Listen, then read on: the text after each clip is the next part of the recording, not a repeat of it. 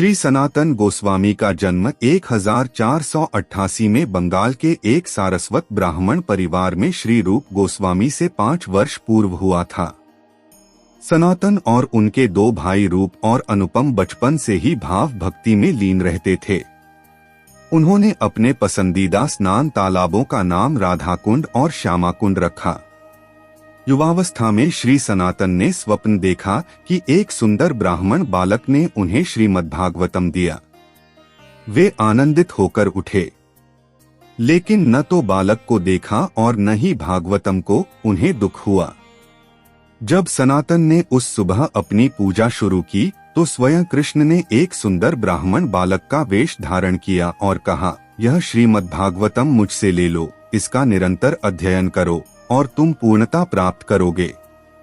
कृष्णलीलास्तव में श्री सनातन गोस्वामी श्रीमद्भागवतम की महिमा करते हैं।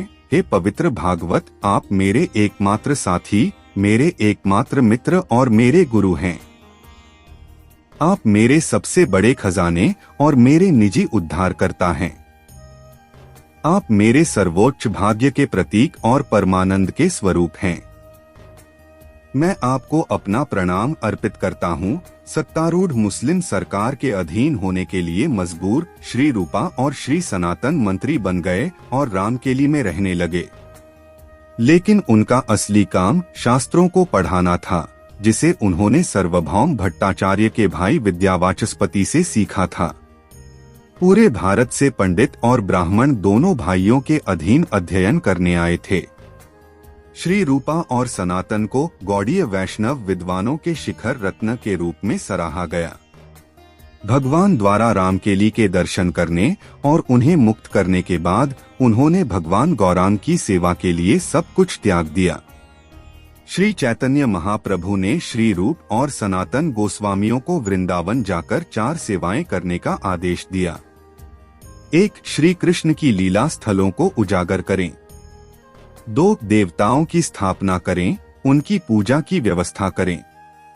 3. भक्ति ग्रंथों का संकलन करें। 4. भक्ति जीवन के नियमों का प्रचार करें। भगवान चैतन्य की सेवा में प्रवेश करते हुए उन्होंने दृढ़तापूर्वक शक्ति, धन और पद को त्याग दिया और वृंदावन में भजन में लीन विनम्र भिक्षुक के रूप में रहने लगे। जब तक कोई आंतरिक और बाह्य दोनों तरह की सभी आसक्तियों को त्याग नहीं देता और सादगी और विनम्रता का जीवन नहीं अपनाता, तब तक कोई कृष्ण भजन ठीक से नहीं कर सकता। उन्होंने राधा माधव के कई लीला स्थलों की खोज करते हुए ब्रज मंडल में व्यापक यात्रा की। कोई निश्चित निवास न होने के कारण वे एक पेड़ या झाड़ी के नीचे कुछ देर सोते थे। श्री रूपा और श्री सनातन गोस्वामी अपना सारा समय लेखन, कृष्ण की लीलाओं पर चर्चा और कृष्ण के पवित्र नामों का जाप करने में बिताते थे। अपना भरण पोषण करने के लिए सनातन कुछ गेहूं का आटा मांगते, उसमें थोड़ा यमुना जल मिलाकर एक गेंद बनाते और उसे सुलगते अंगारों में डालकर पकाते। वे इसे अपने देवता मदन मोहन को अर्पित करते। सभी प्रकार के भौतिक सुखों को त्याग कर गोस्वामी ने भिक्षुक के रूप में सबसे गरीब जीवन शैली को स्वीकार किया। वे अपने शरीर को बनाए रखने के लिए बस उतना ही खाते थे। सनातन गोस्वामी द्वारा स्थापित राधामदन मोहन मंदिर वृंदावन में 6 गोस्वामी द्वारा खोला गया पहला मंदिर था।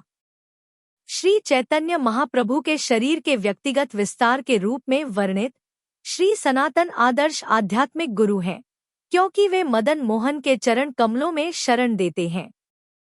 3 वृंदावन देवता मदन मोहन, गोविंद जी और गोपीनाथ गौड़ीय वैष्णवों के जीवन और आत्मा है।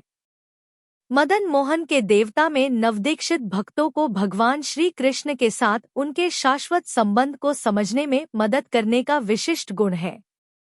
मदन मोहन का अर्थ है कृष्ण, जो इतने अवर्णनीय रूप से सुंदर हैं कि वे कामदेव को भी आकर्षित करते हैं।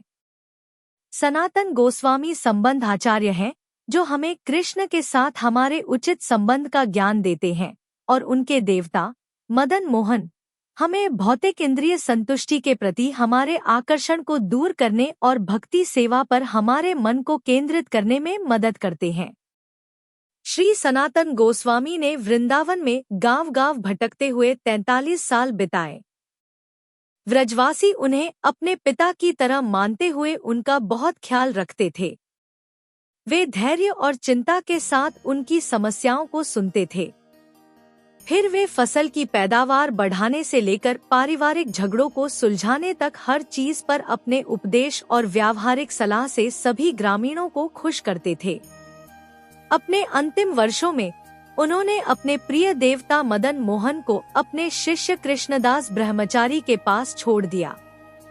उन्होंने गोवर्धन में चकलेश्वर महादेव के बगल में मानसी गंगा के तट पर भजन किया।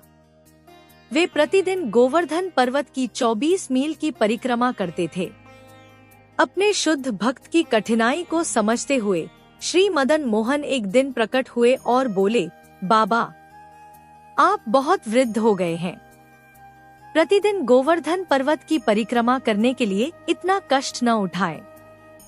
सनातन ने उत्तर दिया, यह मेरे भजन की दैनिक गतिविधियों में से एक है, मुझे इसे बनाए रखना चाहिए।